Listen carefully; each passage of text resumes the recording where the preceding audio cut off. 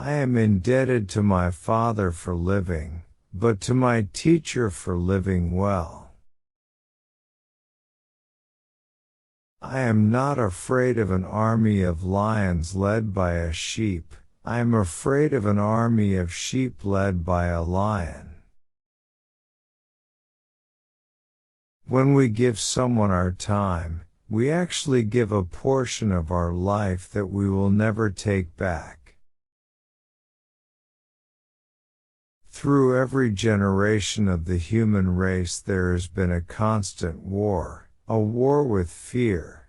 Those who have the courage to conquer it are made free, and those who are conquered by it are made to suffer until they have the courage to defeat it, or death. As for a limit to one's labors, I, for one, do not recognize any for a high-minded man, except that the labors themselves should lead to noble accomplishments. If I could not be Alexander the First would be Diogenes. When you bury my body, don't build any momentum and keep my hands outside so that the world knows that the person who won the whole world had nothing in his hand while dying. When we give someone our time, we actually give a portion of our life that we will never take back.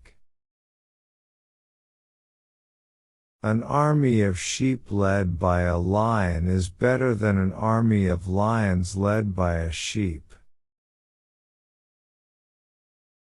Sex and sleep alone make me conscious that I am mortal. Glory crowns the deeds of those who expose themselves to toils and dangers. For my part, I think that to a man of spirit there is no other aim and end of his labors except the labors themselves. There are so many worlds, and I have not yet conquered even one. Whatever possession we gain by our sword cannot be sure or lasting, but the love gained by kindness and moderation is certain and durable. You shall, I question not, find a way to the top if you diligently seek for it, for nature hath placed nothing so high that is out of the reach of industry and valor.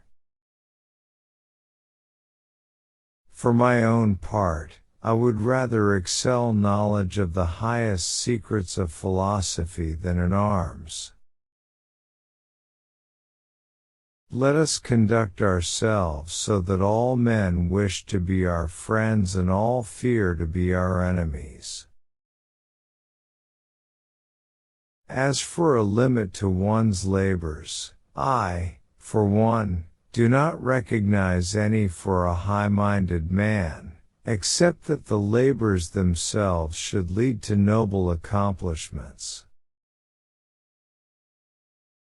How should a man be capable of grooming his own horse, or of furbishing his own spear and helmet, if he allows himself to become unaccustomed to tending even his own person, which is his most treasured belonging?